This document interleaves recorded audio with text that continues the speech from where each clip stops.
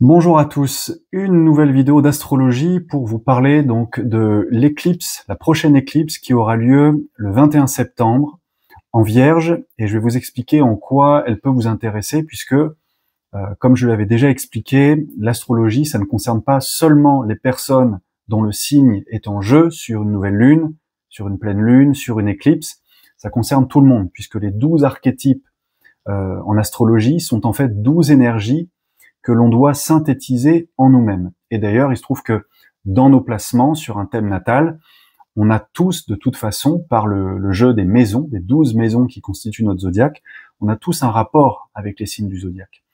Donc là, je vais vous présenter cette éclipse qui aura lieu le 21 septembre, donc dans 11 jours, et qui aura lieu à 29 degrés de la Vierge, dans votre thème natal. Donc déjà, la première chose à faire, si vous voulez identifier et peut-être suivre cette vidéo avec moi, ça va être d'aller voir dans votre thème natal, dans quelle maison se situe ce degré, 29 degrés de la Vierge, dans votre thème, car c'est dans ce secteur de vie donc que l'éclipse va opérer un réajustement et marquer un nouveau départ.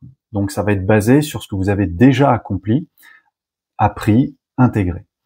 Alors, il est toujours significatif, c'est vrai, d'avoir une éclipse solaire, c'est-à-dire une nouvelle lune en fait, au tout dernier degré d'un signe. On est à 29 degrés de la Vierge. C'est vrai qu'on bascule après ça en balance.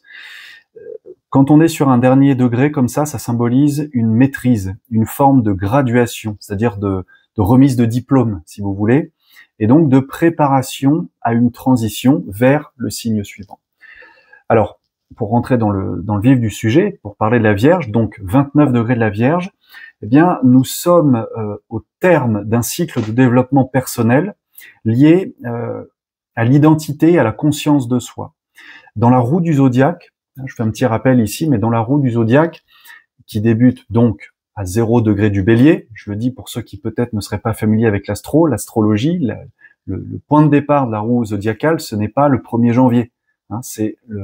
Symboliquement, c'est le bélier, le coup de bélier qui annonce l'année zodiacale. Donc la roue du zodiaque démarre à 0 degré du bélier et elle se poursuit là, dans le cas qui nous intéresse, jusqu'à 29 degrés de la Vierge. Et donc, dans ce segment, eh bien, on parcourt les 6 premiers signes du zodiaque. Donc on a bélier, gémeaux, taureau, ouais, je me trompe, bélier, taureau, gémeaux, cancer, lion, on arrive à la Vierge. Cet arc, il est consacré, c'est comme ça qu'on l'explique en astrologie, ce premier arc, il est consacré à la découverte de soi, à l'individuation, si vous préférez. C'est-à-dire que par le jeu des maisons, justement, chaque signe donne la tonalité d'une maison, d'un département de notre vie, eh bien, on va se concentrer sur qui nous sommes, ce dont nous avons besoin, nos valeurs, nos émotions, nos plaisirs, nos habitudes de vie et notre manière de communiquer. Et puis ensuite, à partir de 0 degré de la balance, quand on est sorti de ce premier arc, eh bien l'énergie se tourne vers l'extérieur. Première phase, individuation, moi, je, et puis deuxième phase, ouverture à l'autre. Et donc là, on va être sur d'autres thématiques, toujours par le jeu des maisons et des signes. Donc les relations, les partenariats, les collaborations, les échanges, mais aussi les confrontations de valeurs et de direction de vie.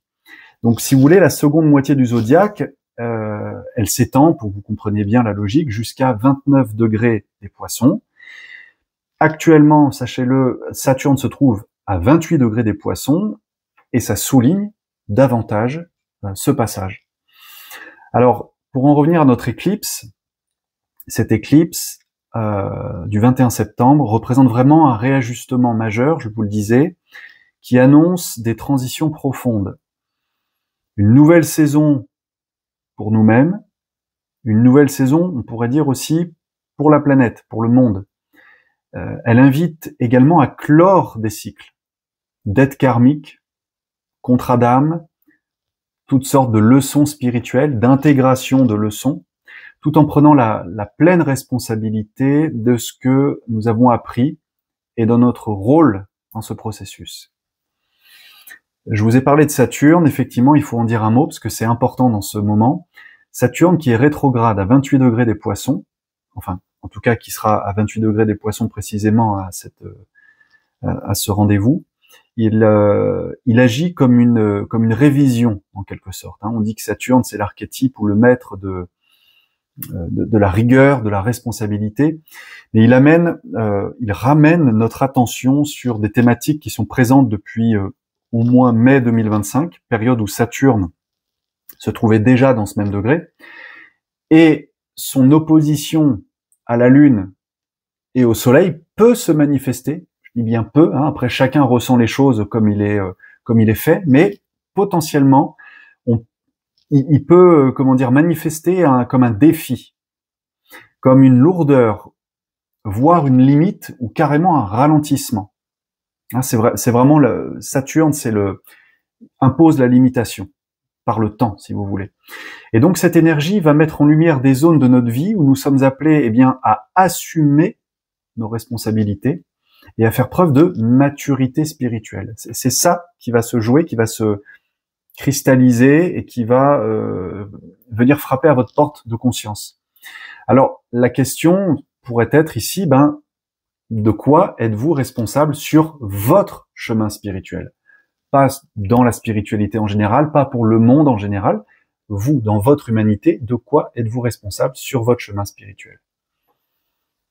La réponse pourrait bien être de tout ce qui touche évidemment à votre souveraineté personnelle, l'autonomie, l'indépendance, la souveraineté donc personnelle, à votre libre arbitre, si tant est qu'une telle chose existe, en tout cas au-delà des conditionnements de la destinée, mais en tout cas dans notre pouvoir d'action. Et puis ça touche aussi à vos perspectives et à vos choix de vie.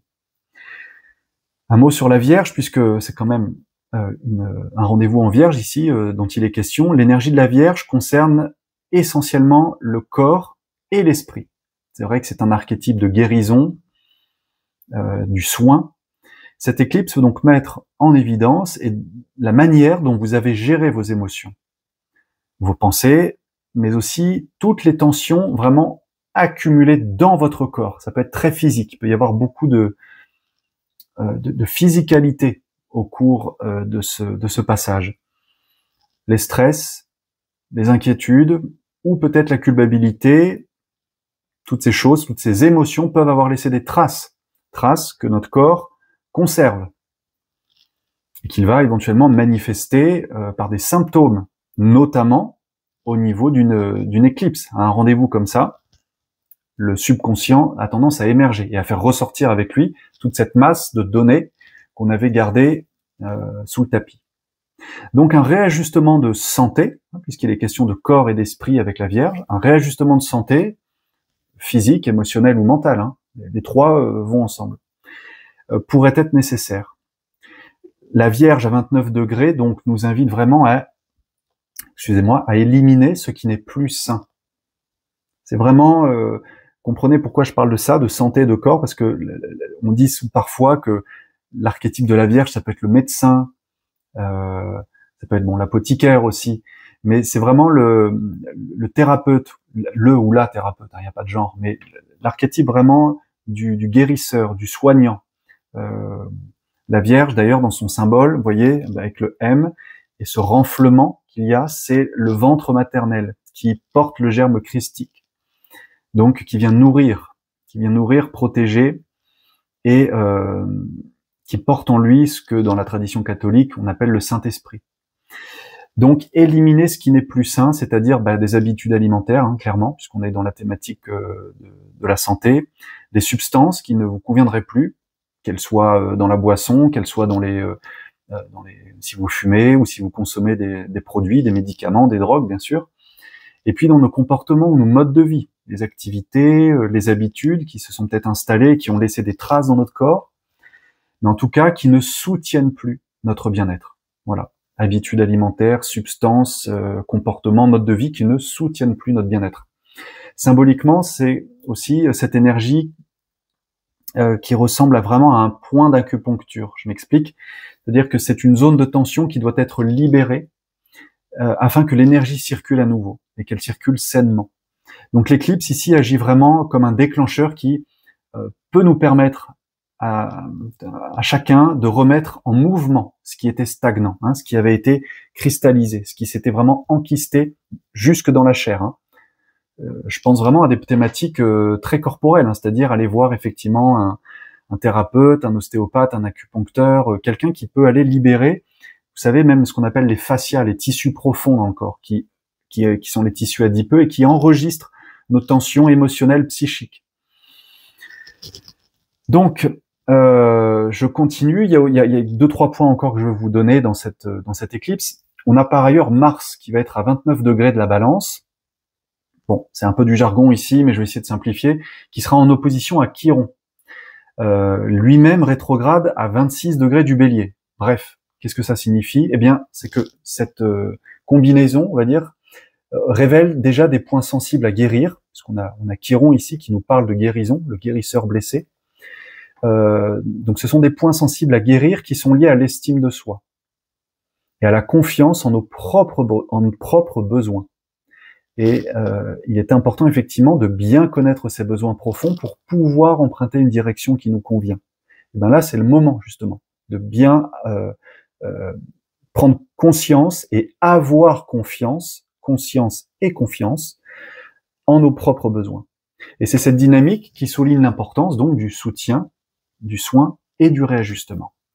Alors l'éclipse solaire en Vierge ouvre donc une phase de réinitialisation. C'est un mot qui est très en vogue en ce moment, les resets, réinitialisation. Mais là, je dirais que c'est à votre profit parce que c'est pour ajuster votre autonomie, votre indépendance et donc votre souveraineté. La réinitialisation, elle doit se faire par rapport à vos valeurs, à vos besoins, pas par rapport à des commandes qui viennent de l'extérieur. Alors, 4 axes sur cette réinitialisation. Reconnaître ce qui ne fonctionne plus. Donc ça demande de la lucidité, un peu d'humilité aussi, parce que ça peut faire mal à notre personnalité de reconnaître qu'on s'est trompé, ou que si on ne s'est pas trompé, que ce qu'on a fait jusque-là n'est plus bon. Accepter donc de clore certains cycles, clôturer certains cycles. Ça peut vouloir dire arrêter des activités, se séparer de personnes, de lieux, cesser de ruminer certaines pensées, accepter de passer à un nouveau mode un nouveau logiciel, j'allais dire, de conscience. S'ouvrir donc, 3e point, à des nouvelles solutions qui se présenteront d'elles-mêmes ou dont vous avez peut-être déjà conscience, mais que vous n'avez pas encore acté dans les faits, parce que vous étiez encore sur l'ancien schéma directeur. Et 4e point, choisir consciemment des nouveaux schémas qui vont être plus alignés avec votre évolution, avec vos besoins. Le lendemain de l'éclipse, le Soleil entre en Balance, puisque je vous l'ai expliqué au début de cette vidéo, la Balance suit le signe de la Vierge, et ça va inaugurer l'équinoxe. Très beau moment de l'année d'ailleurs, c'est une nouvelle saison d'équilibre qui commence et qui va être marquée par donc des ajustements dans nos relations et dans notre manière de collaborer avec les autres. Là, avec la Balance, on rentre dans une nouvelle thématique qui est celle de la collaboration, du partenariat, de l'entente, de l'harmonie tant qu'à faire avec l'autre. L'autre, ça peut être le collègue, votre mari, votre femme, des enfants, des amis, l'inconnu que je rencontre, l'autre au sens de l'archétype.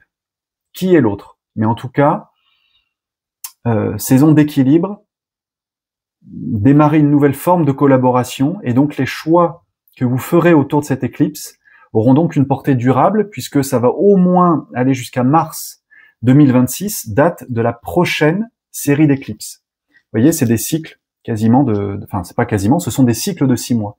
Donc c'est quand même très impactant. Ça demande aussi un peu de patience et de persévérance, puisque ça se fait pas du jour au lendemain. Encore que chacun est différent, il peut y avoir un saut de conscience quantique si le fruit est mûr, si vous êtes prêt, ça peut s'ajuster très vite. Donc en résumé, cette éclipse, elle va vous demander, je le synthétise en 3 questions sur lesquelles vous pourrez vous arrêter et réfléchir.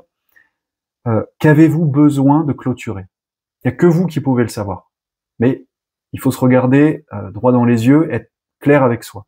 Qu'ai-je besoin de clôturer?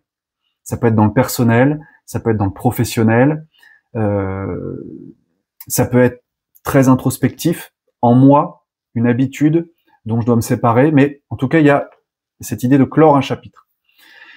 Deuxième question, quel schéma, au pluriel, quel schéma, quelles habitudes ou quelles responsabilités devez-vous assumer pour évoluer. Ce qu'on a vu avec Saturne notamment. Mais, vous savez, un des signes de l'évolution spirituelle, c'est la prise de responsabilité.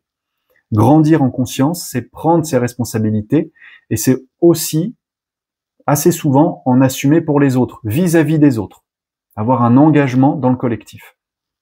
Et ça, c'est une thématique qui est très Verseau, le fait d'avoir cette conscience universelle, d'être un individu universel, individu universel. Je suis l'humanité, et l'humanité m'absorbe, m'intègre, l'un dans le tout dans l'un. Et troisième question à vous poser, c'est êtes-vous prêt, bien sûr, à incarner cette nouvelle version de vous-même avec plus de maturité, plus de cohérence. Quand je dis ici nouvelle version de vous-même, je ne suis pas dans l'invitation à devenir la meilleure version de vous-même, qui serait une injonction de violence à vous faire, en vous flagellant de ne pas être assez bien, de ne pas être suffisamment ceci ou cela. C'est pas la question. C'est juste de se questionner, de se dire, ok, j'ai fait le bilan, et est-ce que je suis prêt? Ai-je envie? Ai-je déjà le désir d'incarner cette nouvelle version qui est là, qui est prête à éclore? Donc c'est une période effectivement exigeante, on va pas se mentir, c'est pas forcément confortable, mais le revers de la médaille, et là c'est le côté positif, c'est que c'est profondément libérateur, puisque ça ouvre la voie à des transformations personnelles et relationnelles qui sont significatives.